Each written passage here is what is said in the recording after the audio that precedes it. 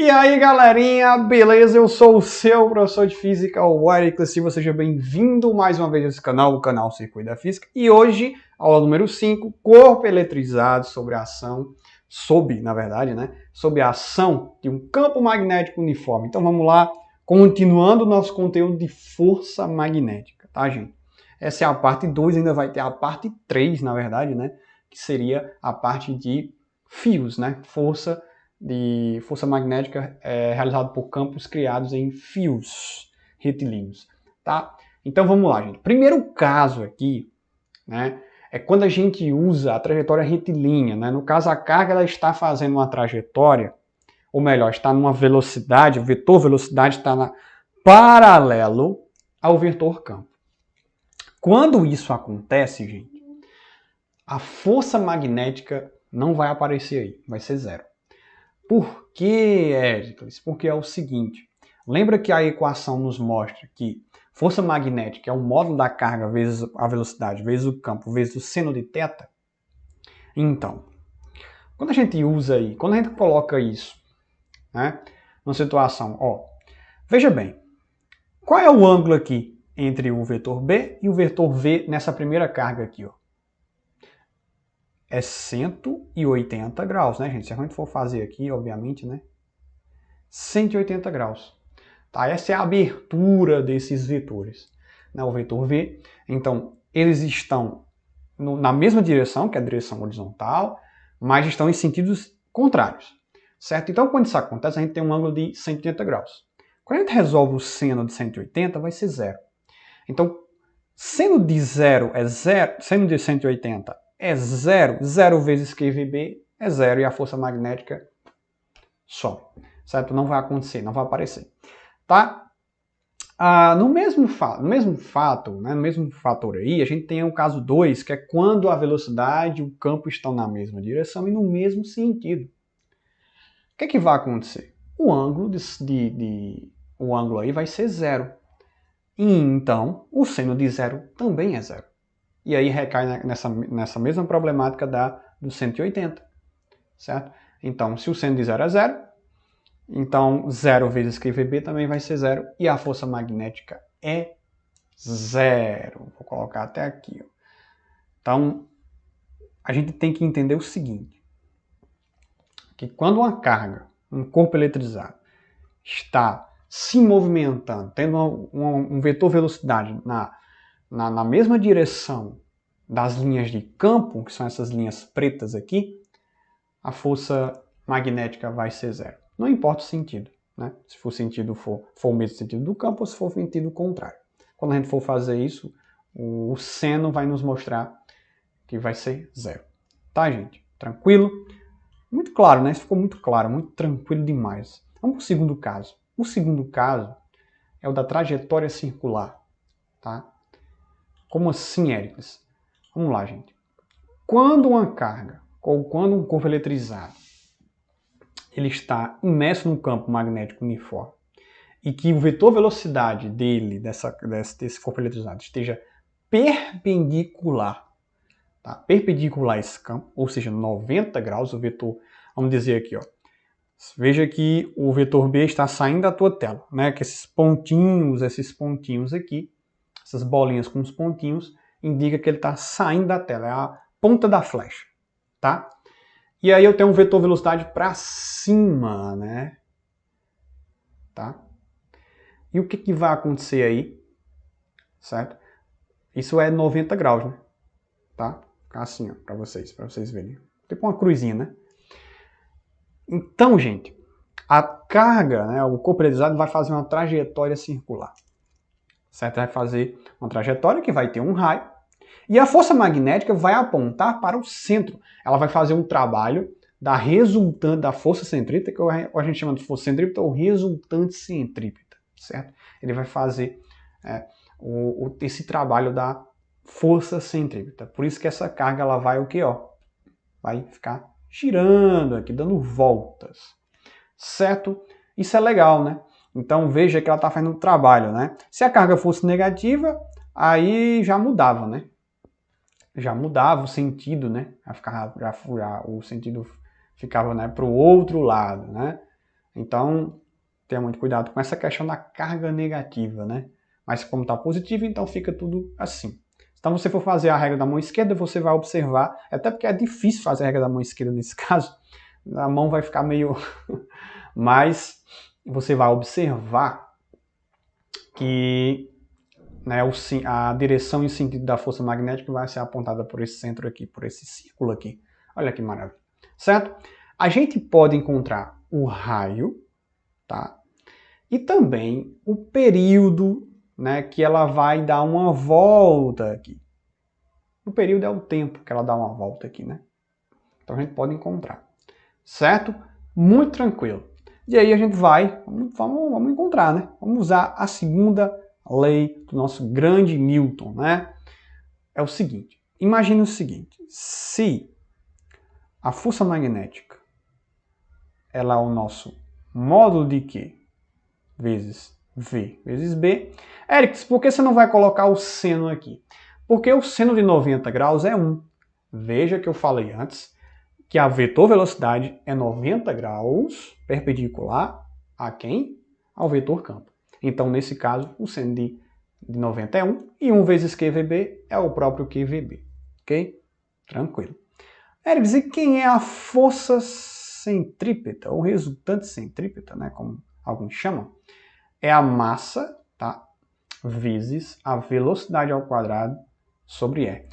Bom, eu vou dar um curso de dinâmica para vocês depois, e aí eu trago com detalhes sobre essa equação aí, tá, que é a força centrípeta. E aí, como, né, a força faz o trabalho da força centrípeta, então elas são iguais, certo? E aí eu vou igualar essas duas equações e vou encontrar o meu raio, o raio dessa trajetória aí.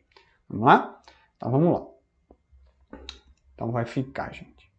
Então ó, vai ficar m, que multiplica v quadrado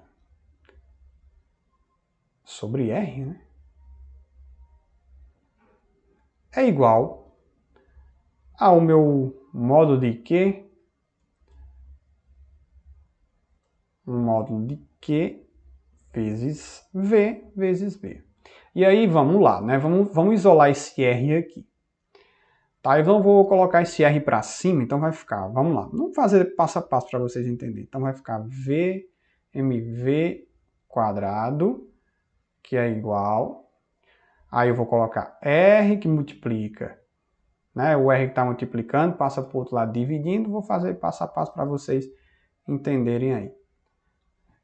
Vezes V vezes B. Pronto, agora eu vou isolar o meu R, então venha o R para cá. Tá?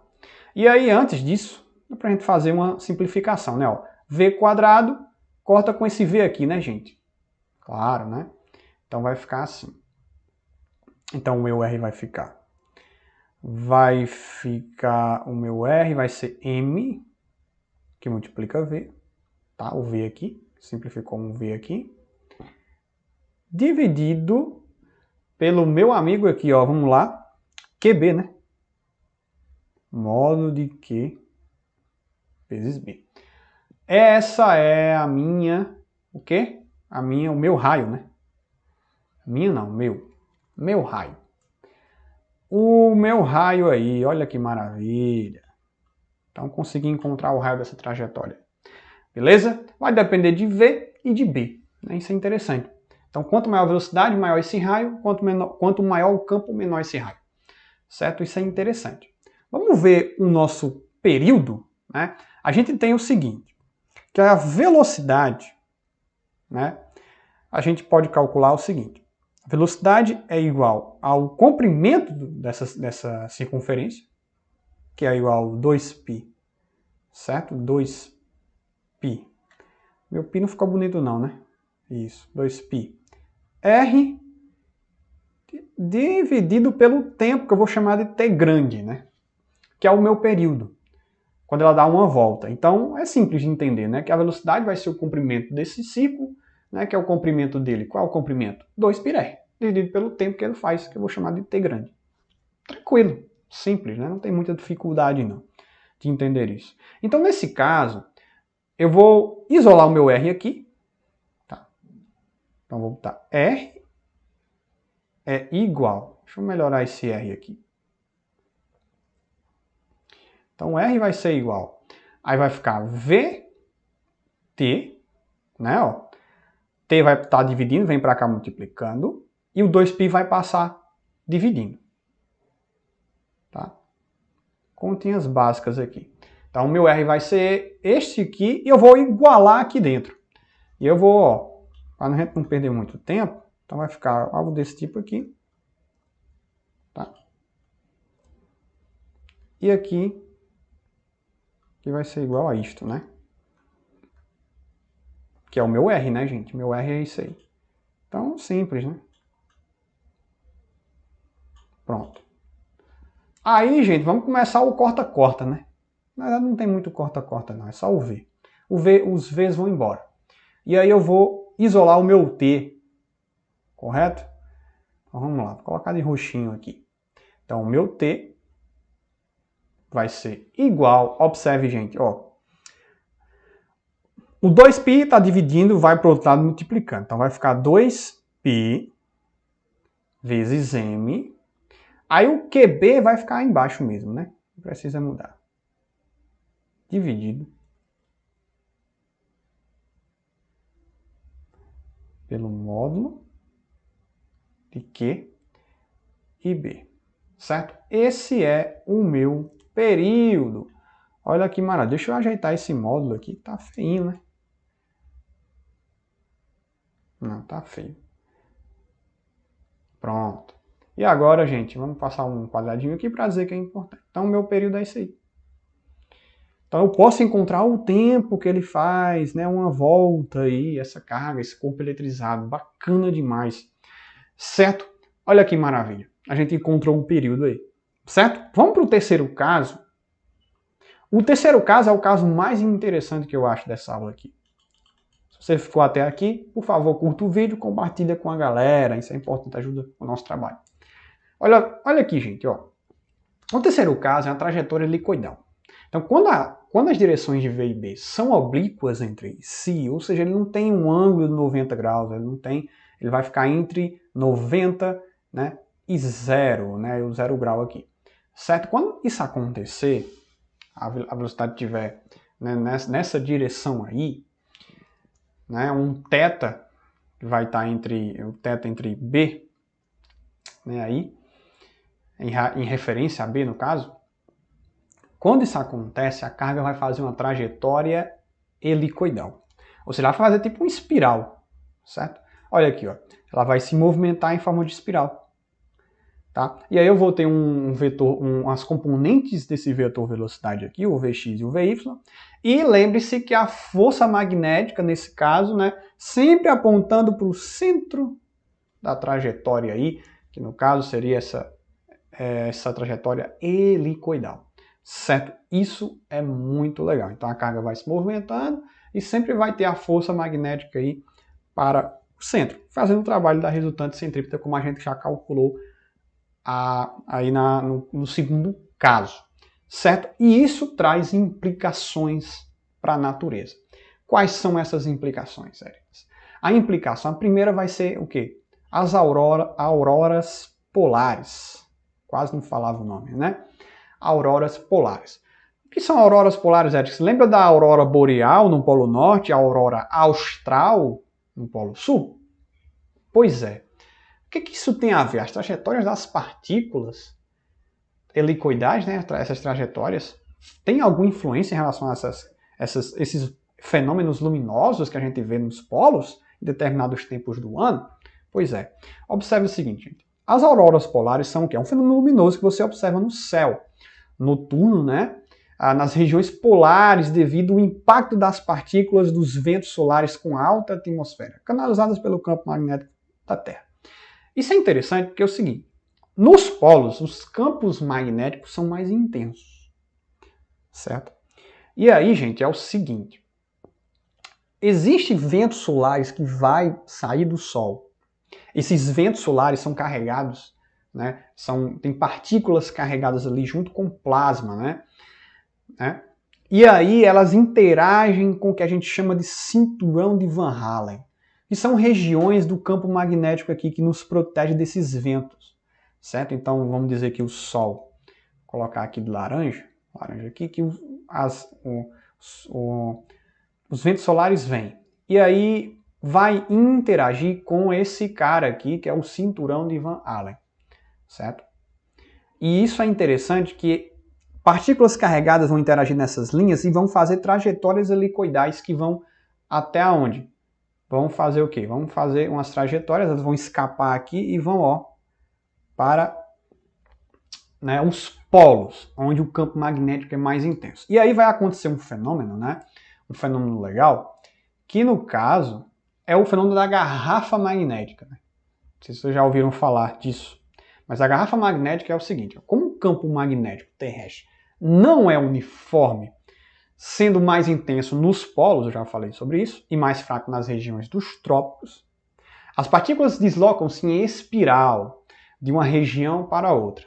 Assim, as partículas ficam confinadas dentro de uma garrafa magnética, aprisionadas no cinturão de Van Allen, certo? Então elas vão ficar aprisionadas nesses cinturões, escapando até chegar, tá, nos polos, onde é mais intenso o campo. E aí elas vão interagir com partículas, tá? Com essas partículas da alta atmosfera, que no caso seria o nitrogênio, o oxigênio, o gás carbônico, enfim, certo? E aí quando elas interagem, essas partículas, né, elas se excitam, e quando elas se excitam, elas emitem luz, ou fótons, né, luz, em variadas frequências, né? Isso é interessante. Não ocorre isso em determinadas épocas, né? Aliás, isso ocorre em determinadas épocas do ano, e nos trópicos é muito raro de se ver esse fenômeno, certo? É muito raro. Então, morar nas regiões dos polos seria interessante observar isso daqui, seria muito bonito. Você já deve ter visto em algum filme, né, em algum desenho, enfim, que existe no caso aqui o Polo Norte, né, seria a aurora boreal, e no Polo Sul, a aurora austral. Não é astral não, austral. Certo? Então é isso, gente. Muito obrigado mais uma vez, tá, por estar acompanhando nosso trabalho aqui. Eu peço sempre que curta e compartilha com a galera, tá? E aí a gente, mais uma aula aqui encerrada, e próxima aula a gente vai falar também sobre força magnética, a última parte de força magnética, e depois os efeitos, no caso no nosso dia a dia, que seriam os efeitos dos motores, né, os receptores, como eles funcionam, tá? Os receptores elétricos, como eles funcionam, né, usando esses conceitos de força magnética, campo magnético, enfim. Vai ser muito legal a próxima aula. Então, muito obrigado mais uma vez e até a próxima.